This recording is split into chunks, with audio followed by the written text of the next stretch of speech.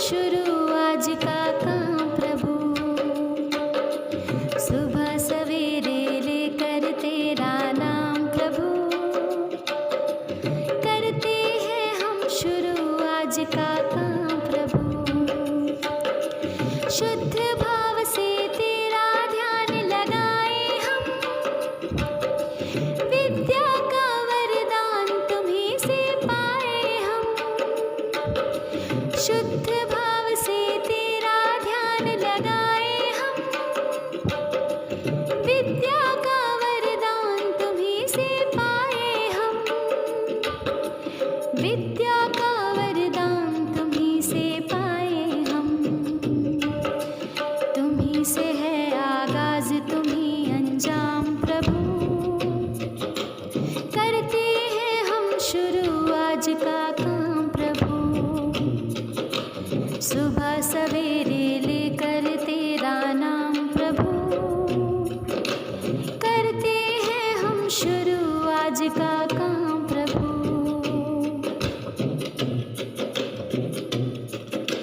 गुरुओं का सत्कार कभी ना भूले हम, इतना बने महान गगन को छू ले हम। गुरुओं का सत्कार कभी ना भूले हम, इतना बने महान गगन को छू ले हम। इतना बने महान गगन को छू ले हम। तुम्हीं से है हर सुबह तुम्हीं से शाम प्रभु, करते हैं हम शुरू आज का काम प्रभु। सुबह सवेरे लेकर तेरा नाम प्रभु, करते हैं हम शुरू आज का काम प्रभु। सुबह सवेरे लेकर तेरा नाम प्रभु, करते हैं हम शुरू आज का काम प्रभु। करते हैं हम शुरू आज का काम प्रभु। करते हैं हम शुरू आज का काम प्रभु। करते हैं हम शुरू आज का काम प्रभु। A man can succeed at almost anything for which he has a limited enthusiasm. असीमित उत्साहवान व्यक्ति लगभग प्रत्येक कार्य में सफल होता है। आइए समझते हैं।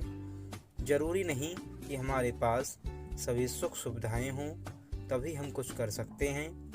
खुद पर भरोसा, मेहनत और पूरी लगन से यदि कोई कार्य किया जाए तो उसमें सफलता निश्चित ही प्राप्त होती है।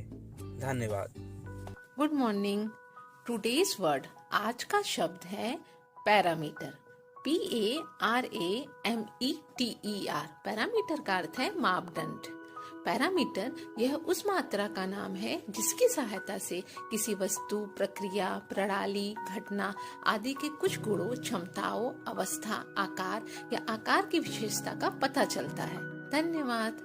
शुभ प्रभात। आज की पहेली, खिलाओगे तो मैं जीवित रहूंगी, पिलाओगे तो मैं मर जाऊंगी, मैं हूँ कौन? क्या होगा इसका उत्तर, सोचिए। खिलाओगे तो मैं जीवित रहूंगी, पिलाओगे तो मैं मर जाऊंगी, मैं कौन हूँ? इसका उत्तर है आग। जैसे जलते हुए चूल्हे में अगर और लकड़ियाँ डालें तो वो उसकी आग बढ़ जाएगी, यानी हम आग को खिला रहे हैं। और अगर हम उसमें पानी डालेंगे तो आग बुझ जाएगी, यानी हमने उसको पानी पिलाया। तो बच्चों, इसका उत्तर है आग। धन्यवाद। नमस्कार प्यारे बच्चों, जानिए आज का इतिहास मेरे साथ यानी अर्चना पांडे के साथ। आज का इतिहास जानने के लिए हमें इतिहास के पन्नों को पलटना पड़ेगा। तो चलिए पलटते हैं पन्ने और जानते हैं 1867 का आज का ही दिन का इतिहास। आज के दिन 1867 में अल्फ्रेड नोबेल ने डायनामाइट को पेटेंट कर वैज्ञानिकों की श्रेणी में अपना नाम शामिल कर लिया। चलिए अब चलते हैं 1880 में। आज ही के दिन फ्रांस के डॉक्टर लेवरिन ने मलेरिया बुखार की खोज की थी और डॉक्टर लेवरिन ने इस बीमारी से निजात दिलाने वाली दवाई बनाई। इस योगदान के लिए उन्हें नोबेल पुरस्कार से सम्मानित भी किया गया। सुप्रभात। आज के खास में हम बात करेंगे विश्व महिला हिंसा उन्मूलन दिवस के बारे में। महिलाओं पर होने वाली हिंसा को रोकने के लिए प्रतिवर्ष 25 नवंबर को विश्व भर में अंतर्राष्ट्रीय महिला हिंसा उन्मूलन दिवस मनाया जाता है। आज भी दुनिया भर में लगभग 35% महिलाओं को अपने जीवन काल में कभी न कभी हिंसा का सामना करना पड़ता है। आज के दिन महिलाओं की समाज में चिंताजनक स्थिति, महिला हिंसा, उनके शारीरिक, मानसिक तथा मनोवैज्ञानिक स्वास्थ्य पर पड़ने वाले दुष्प्रभावों को सामने लाने के लिए रैली, सेमिनार, पोस्टर प्रतियोगिता, निबंध प्रतियोगिता आदि विभिन्न जन जागरूकता कार्यक्रम आयोजित किए जाते हैं। अंतर्राष्ट्रीय महिला हिंसा उन्मूलन दिवस महिलाओं के अस्तित्व एवं अस्मिता से जुड़ा एक ऐसा दिवस है जो दायित्व बोध की चेतना का संदेश देता है, जिसमें महिलाओं के प्रति बढ़ रही हिंसा को नियंत्रित करने का संकल्प भी है। इसमें जहां नारी की अनगिनत जिम्मेदारियों के सूत्र गुंफित हैं, वहीं नारी पर घेरा डालकर बैठे खतरों एवं उसमें दोयम दर्जा समझे जाने की मानसिकता को झकझोरने के प्रयास भी सम्मिलित हैं। यह दिवस उन चौराहों पर पहरा देता है जहां से जीवन आदर्शों के भटकाव एवं नारी हिंसा की संभावनाएं हैं। यह उन आकांक्षाओं को थामता है जिनकी गति तो बहुत तेज होती है, पर जो बिना उद्देश्य बेतहाशा दौड़ती हैं। यह दिवस नारी को शक्तिशाली और संस्कारी बनाने का अनूठा माध्यम है। वैयक्तिक स्वार्थों को एक ओर रखकर औरों को सुख बांटने और दुख बटोरने की मनोवृत्ति का संदेश है। इसलिए इस दिवस का मूल्य केवल नारी तक सीमित न होकर संपूर्ण मानवता से जुड़ा है। धन्यवाद। Good morning. अब बताइए मेरे कुछ सवालों के जवाब। इलायची और काजू का सबसे बड़ा उत्पादक राज्य कौन सा है? इसका सही जवाब है केरल। अब दूसरा प्रश्न, सबसे अधिक राष्ट्रीय उद्यान वाला राज्य कौन सा है?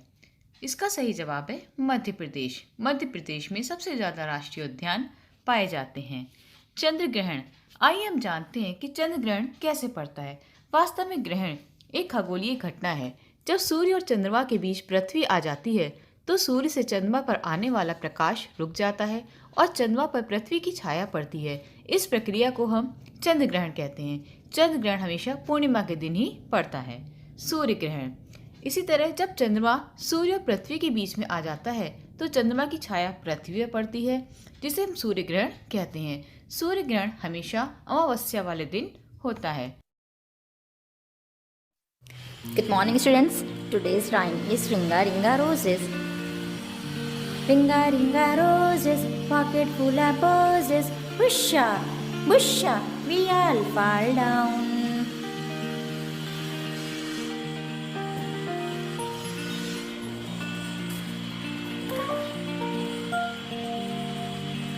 Ringa Ringa Roses, pocket full of posies. Whoosha, whoosha, we all fall down.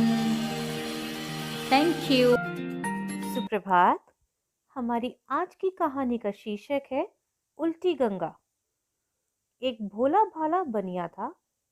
एक रोज दुकान बंद कर देर रात वह अपने घर जा रहा था। तभी रास्ते में उसे कुछ चोर मिले। बनिए ने चोरों से पूछा, इस वक्त अंधेरे में आप लोग कहाँ जा रहे हैं? चोर बोले, भैया हम तो सौदागर हैं, माल खरीदने जा रहे हैं। बनिए ने पूछा, माल नकद खरीदोगे या उधार? चोर बोले, न नकद न उधार, पैसे तो देने ही नहीं है। बनिए ने कहा, आपका यह पेशा तो बहुत बढ़िया है, क्या आप मुझे भी अपने साथ ले चलेंगे? चोर बोले, चलिए, आपको फायदा ही होगा। बनिए ने कहा, बात तो ठीक है, लेकिन पहले यह तो बताओ कि यह धंधा कैसे किया जाता है। चोर बोले, लिखो, किसी के घर के पिछवाड़े चुपचाप सींध लगाना, फिर दबे पांव घर में घुसना, जो भी लेना हो सो इकट्ठा करना, ना तो मकान मालिक से पूछना और ना उसे पैसे देना। जो भी माल मिले उसे लेकर घर लौट जाना। बनिए ने सारी बातें कागज पर लिख ली और लिखा हुआ कागज जेब में डाल लिया। बाद में सब चोरी करने निकले। चोर एक घर में चोरी करने घुसे और बनिया दूसरे घर में चोरी करने पहुंचा। वहां उसने ठीक वही किया जो कागज में लिखा था। पहले पिछवाड़े सेंध लगाई, दबे पांव घर में घुसा, दिया सलाई जलाकर दिया जलाया, एक बोरा खोजकर उसमें पीतल के छोटे बड़े बर्तन बड़ी बेफिक्री से भरने लगा। तभी एक बड़ा तसला उसके हाथ से गिरा और सारा घर उसकी आवाज से गूंज उठा। घर के लोग जाग गए। सबने चोर चोर चिल्लाकर बनिए को घेर लिया और उसे मारने पीटने लगे। बनिए को ताज्जुब हुआ। मार खाते खाते उसने अपनी जेब में रखा कागज निकाला और उसे एक नज़र पढ़ डाला। फिर तो वह जोश में आ गया। जब सब लोग उसकी मरम्मत कर रहे थे तब बनिया बोला, भाइयों, यह तो लिखा पढ़ी से बिल्कुल उल्टा हो रहा है। यहाँ तो उल्टी गंगा बह रही है। बनिए की बात सुनकर सब सोच में पड़ गए। मारना पीटना रोककर सबने पूछा, यह तुम क्या बक रहे हो? बनिए ने कहा, लीजिए यह कागज देख लीजिए, इसमें कहीं पिटाई का जिक्र है। घर के लोग तुरंत समझ गए। उन्होंने बनिए को घर से बाहर धकेल दिया। इस कहानी से हमें यही शिक्षा मिलती है कि बिना सोच विचार कर किया कार्य कष्टदायक होता है। धन्यवाद।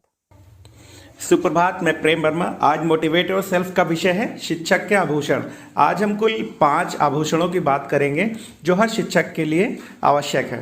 पहला है सेल्फ मोटिवेशन। सबसे पहले हम यह सुनिश्चित करें कि एक शिक्षक होने पर हमें गर्व की अनुभूति हो, क्योंकि जब हमें अपने काम पर गर्व होगा, अपने आप हम अपने कार्य को बेहतर बनाने के लिए स्वप्रेरित हो जाएंगे।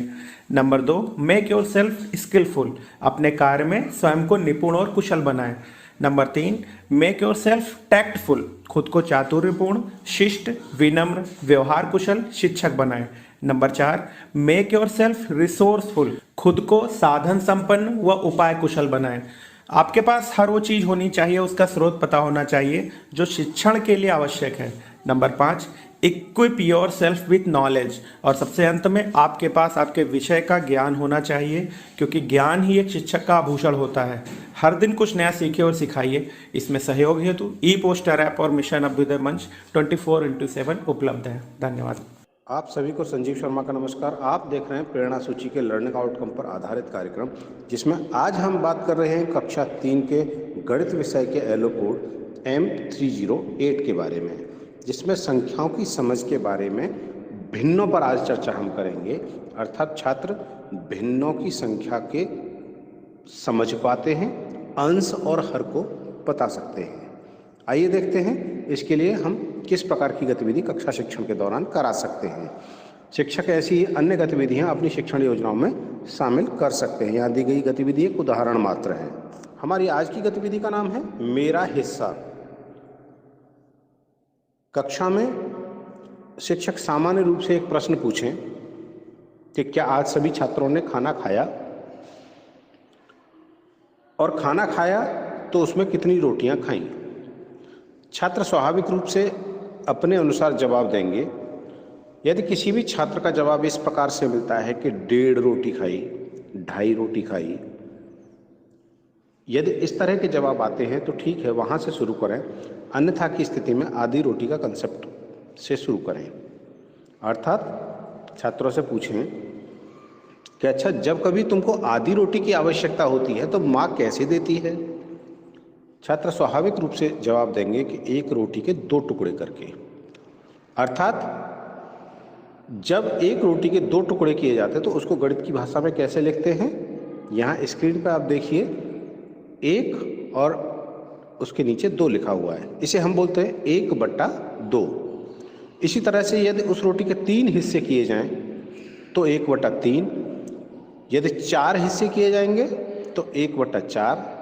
चूँकि रोटी 1 है और बार बार उसी के हिस्से किए जा रहे हैं। यहाँ जितने हिस्से किए जाते हैं उस संख्या को नीचे लिखते हैं, हर कहते हैं, और जिसके हिस्से किए जा रहे हैं उस संख्या को ऊपर लिखते हैं और अंश कहते हैं। यही तो भिन्न है। शिक्षकों को चाहिए कि इस गतिविधि को बार बार दोहराएं, अलग अलग संख्याओं के साथ दोहराएं, जिससे छात्रों की समझ और अधिक स्पष्ट बन सकेगी। गतिविधि को रोचक बनाने के लिए आप रोटी के स्थान पर अन्य भी उदाहरण ले सकते हैं। गतिविधि की रोचकता को बनाए रखें, छात्रों के साथ स्वयं सक्रिय रहें। आप देखेंगे कि छात्र बहुत बेहतर तरीके से कर पा रहे हैं। तो इस प्रकार से इस गतिविधि को हम पूरा कर सकते हैं। तो कराते रहें गतिविधियां और हासिल करें प्रेरणा लक्ष्यों को। हम बनाएंगे प्रेरक प्रदेश उत्तर प्रदेश। जय हिंद, जय शिक्षा।